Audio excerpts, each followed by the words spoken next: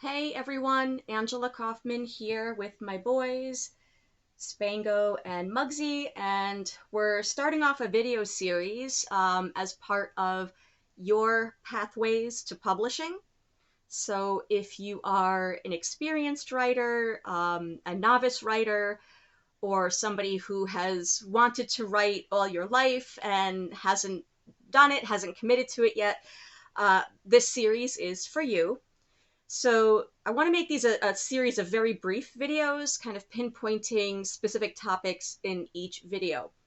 I'm an author and a writer, and I have been both traditionally published and also have done quite a bit of self-publishing, so I can help you address both of those angles, both of those industries.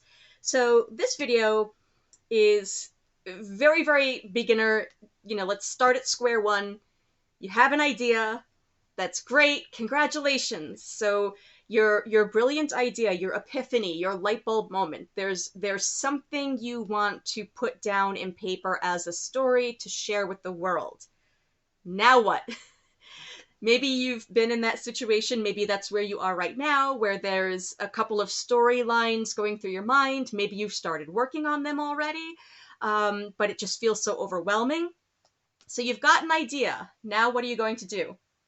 So first things first, let's talk about a couple of different writing styles. And I want to start off by saying there's a lot of different methods, a lot of different styles. Something that works for me may not be right for you. What works for one author may completely bomb when somebody else tries it. But I do encourage you to experiment with different things and find what's right for you.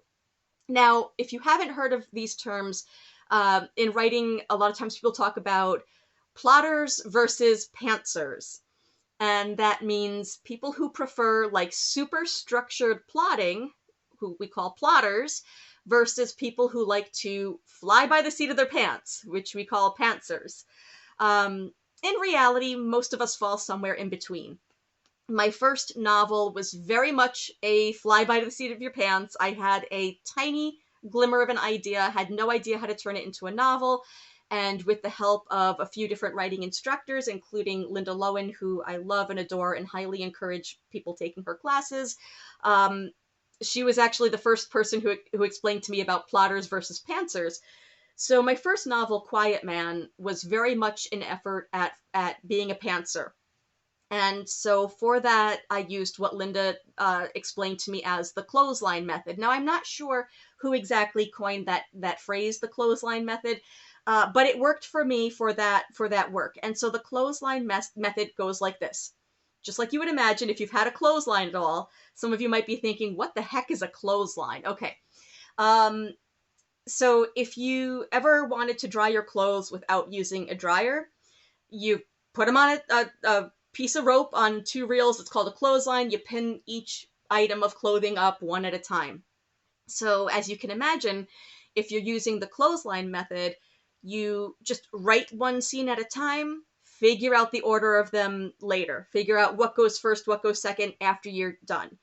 The benefits of that method is, especially if you're new, or I can say in my experience, when I was brand new and the idea of writing a 55, 60,000 or more word novel was completely overwhelming and intimidating, it was a big relief for me to think about, oh, I don't have to have that all figured out. I can just do this scene, and then this scene, and then this scene, and I'll figure them out later. So in many ways, it was a huge benefit. It helped me overcome the anxiety of not, like, I didn't have the story figured out. And maybe you're in the same boat. Maybe you have an idea, but you don't know how it's going to end. You don't know what the plot twist is going to be. So for Quiet Man, when I first started, all I knew was that I wanted to write a novel about a young man who commits a violent crime. And when people dig a little deeper, they learn that his work in a slaughterhouse really set him up to go down this really violent, dark path that resulted in this horrible crime that he commits. That was all I had in mind. And I showed up to Women at Woodstock Writers Retreat, and the first night we went around the room, and people talked about what they were working on or what their goals were. And I said, I have this idea, and I have a page written, but I have no idea how to turn it into a full novel. Enter the pantser and the clothesline method. So I used the clothesline method for the I believe it was 5 days that I was at the retreat, and had basically the whole first draft complete, well, put together. Now, the downside of the clothesline method, enter the downside. If you're going to use this method, it's really important that you have some kind of system organized that will help you figure out where you're going when you take these pieces apart and put them back together. Okay, so if you're someone who, like me, has ever taken something apart and you didn't pay attention to how you did it, and then you want to put it back together and it's a mess. I did this once at a house. I took apart a banister so that I could fit a mattress up the stairs, and I didn't take pictures. I just was haphazard about it. I used the pantser method to do that too. And when it came time to put it back together, I made an absolute mess of it. And I made an absolute mess out of Quiet Man when it came time to put the scenes in order for like the second and third and fourth drafts. And how many drafts? I can't even tell you how many drafts of that I wrote. I can tell you I worked on it for 4 years, and I mean steadily worked on it. I don't mean I put it in a drawer and forgot it for 3 years. I mean I steadily worked on it for 4 years, and it probably wouldn't have taken that long if I had been a little more organized from the get-go. So if you're using the clothesline method, learn from my mistake. You might want to save each draft with a different name. You might want to save each scene separately in a folder and then piece them together later. Now, there is software that is supposed to make that a little bit easier. One thing I'm thinking of is a program called Scrivener, which is actually set up to help with this kind of writing. So if you use Scrivener, there's a free trial and then there's like a paid version. And the paid version is not horribly expensive, but it's got a lot of great features. It has very visual features so that you can like compile the different scenes, kind of like a storyboard. And so if you're doing a pantser method and you're doing the clothesline, it can really help a lot. Now, I did try to use Scrivener to put this mess that I had created back together. And because I'm kind of finicky about the technology that I use, I'm really old school when it comes to, like, really low key when it comes to tech. And at that particular point, I really wasn't ready for something that can be as complex as Scrivener can be. A lot of people rave about it, so I don't want to discount it because it works really well for a lot of people. So I'm going to just consider it like my quirky thing that I had a hard time wrapping my mind around it. Don't let that dissuade you. Check it out. It might work really well for you. So that's one program. There's others as well. And if that doesn't work for you and you're a visual person, there's other programs, things like Trello, other apps, where you can kind of piece things together in a storyboard visual kind of way. So again, if you're going to use the clothesline method, you might want to save each section, with the name of the scene, like, this is chapter, or, instead of saying chapter 1, chapter 2, chapter 3, because all of that is subject to change. What you're doing is you're writing individual scenes and then you're piecing them together. So for Quiet Man, if I had done it in a more organized way, I might have had the scene where Colin's father is at the bar and he's reflecting on how disappointed he is by his son not being like the patriarchal man's man that he wants him to be. And that would be one file in this folder called Quiet Man. And then maybe the next file would be, here's the scene where Colin comes home from work at the slaughterhouse and he's just completely broken and he has this violent reaction. And that's another scene. And then there's another scene where the lawyer first gets involved. And then there's another scene, because if you're doing the clothesline method, you're jumping all over the plot. So, for instance, writing Quiet Man, a story about a guy who works in a slaughterhouse, I got to like day 2 of the retreat and I was so thoroughly like depressed with the details, because it was based on actual research into what folks endure in these settings. And it was so horribly depressing, like I didn't want to keep writing it. So I needed to take a break and write in something pleasant that would make a reader continue reading it. Because like if I'm the author and I don't want to keep writing it, like a reader's not going to keep reading it. So I just, again, start a fresh page. It's a fresh scene. So I started this scene like, okay, let's introduce a dog.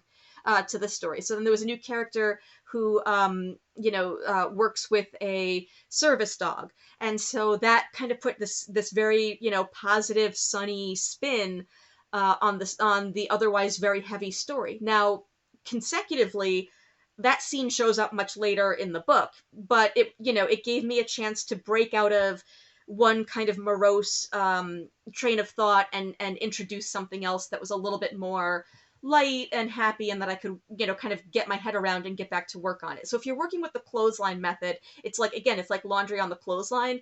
You might hang up one thing at a time, but then when you bring it in the house, you fold it and sort it and separate it and put it away. And your book comes together in a similar kind of way. But again, take a lesson from my shortfalls and do something to organize yourself so that when you go to put those scenes together, you're not cutting and pasting from the same manuscript and making a mess of it and having scenes repeat themselves and just all kinds of really things that create a headache. So, and as you can tell, the way I did it originally was to just have everything in one file. And then I was trying to like move and copy and paste and move things to different places, and revising it was just a nightmare. So it doesn't have to be that way, but definitely find a way to organize your thoughts and organize your scenes as you're writing them. So if you're a pantser, that might be completely liberating to you. If you're listening to me talking about the clothesline method and sort of spontaneously writing these different scenes out of order, and you're absolutely panicked by it, chances are you're not a pantser. You're probably a plotter. That's okay. There are great, great, great resources out there for folks who like to do outlining and plots and things like that. And one of them I'm actually just sinking my teeth into now. But I highly recommend it. It's called Save the Cat Writes a Novel, and it's by Jessica Brody. And this book was recommended to me for months. And being a little bit more on the spontaneous side than the plotter side, I resisted it for months. And just recently I thought, again, my mentor and instructor, Linda Lowen, I thought, okay, I highly respect her opinion on things. I trust in her judgment. If she keeps bringing this book up, there must be something to it. I'm going to give it a try. And I do recommend it. So you can be a pantser and use this method that she displays in the book, and I'll do another video talking about that later. But if you're more of a plotter, you'll probably gravitate more toward books like this. So even without any specific method in mind, if you're a plotter, at the very least, you're probably going to draw yourself an outline. I say draw, but write, draw, whatever. You can do a combination of both. You're probably going to create an outline of some kind. So this is what I did for my second and third novels. It wasn't super structured, but after the nightmare that happened with me being disorganized about Quiet Man, these other books came together much quicker, and I was using more of an outline method. So how did I do that?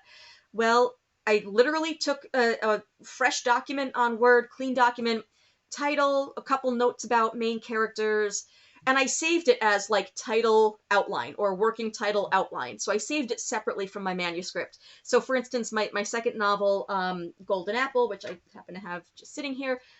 So for Golden Apple, I had an idea of what I kind of wanted the plot to be, like a little bit more than the teeny idea that I started out with for Quiet Man. And for that, it was more of a, what if it's election 2020 and there's this like little community that ends up getting cut off from the rest of the world, and like there's a power outage or something and they don't know who won, and this like, what if all hell breaks loose because they're like,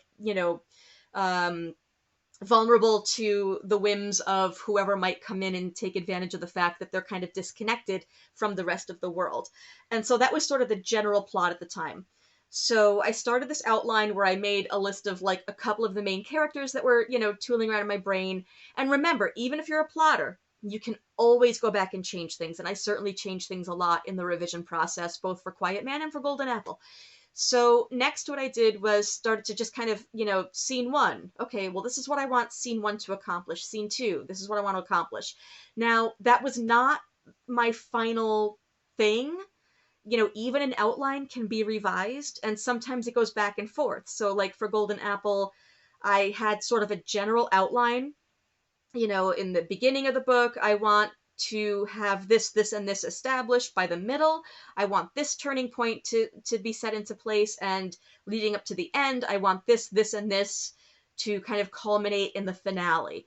And those things changed. But I took that initial outline and I started working into the manuscript. And what I would do is, in the first draft of the manuscript, I would say, chapter 1, whose point of view is it? Because I like to shift point of view. That's a controversial thing we'll talk about in a later video, but I love it. So whose point of view is it? What's the date? And I put a brief note about what is the point of this chapter, almost like a synopsis of the chapter. And then I highlighted that in yellow. And then below that, I went ahead and wrote the chapter, just, again, rough draft. It went through many revisions, but rough draft. Okay, next chapter, do the same thing. Sort of do the brief outline at the top.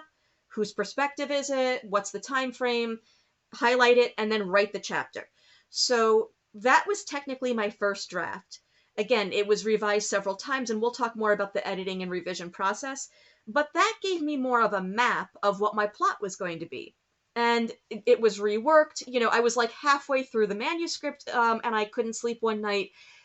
And I started like, I don't consider, I'm not a poet, but every once in a while, I'll feel this inspiration to write things that rhyme, and I'll pretend it's poetry. And if I'm, near a way to write, I'll write it down. But I don't consider myself a poet. And that's what happened this one night when I couldn't sleep.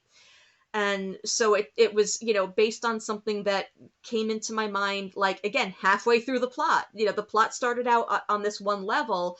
And as I was working on it, I started to learn more about the goddess Discordia, and the discovery of the asteroid that has been named Eris, which is the Greek name for the Roman Discordia. And I started learning a little bit more about Discordianism. So there's this like subplot in the book about Discordianism, and this thing that, is characters are referring to as the Book of Discordia. At the time, I didn't realize there is an actual Book of Discordia. But that just kind of came out of nowhere after I had already mapped out the plot, and I worked it back in. And of course, if you do that, you have to kind of smooth things out and make sure it makes sense.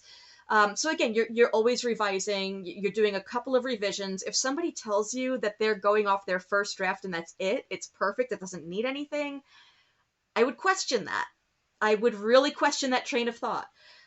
Even in a short story, you always want to, give things a couple revisions just to like really perfect it after you put all this work into it. Really make sure it gets your message across, that the characters are, they have a character arc, things change in their lives, they're multi-dimensional, not flat representations. So like, again, going back to that poetry thing, halfway through the book, I have this like inspiration to write what at the time I had intended to be a Greek chorus.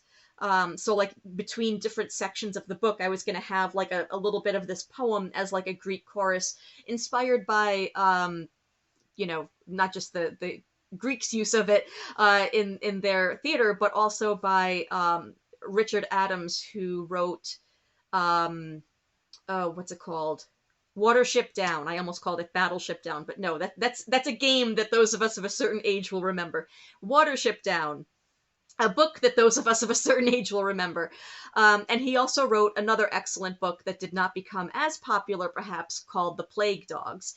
And in The Plague Dogs, there's this Greek chorus, which I just thought was so quirky and off the wall and brilliant, and I'm like, I need to put this in here as a Greek chorus. So there was a version with that, and then I got some feedback about that. So then in another revision, that became what was going to be the Greek chorus, became lines from this Book of Discordia that also is sort of like in the book as an appendix after the story.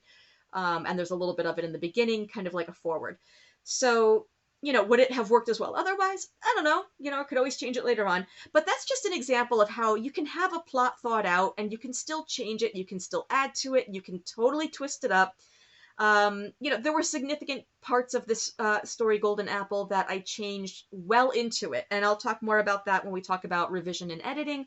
But hopefully this gives you an idea of the options of how to just start getting your idea into this fleshed out, growing, evolving thing that's going to become your story. So thanks for watching, and let me know if you have any questions about the process, or questions about topics or suggestions for topics for other videos that you'd like to see. I can be reached at AngelaKaufmanAuthor@gmail.com, or you can comment below. Thanks and have a great day.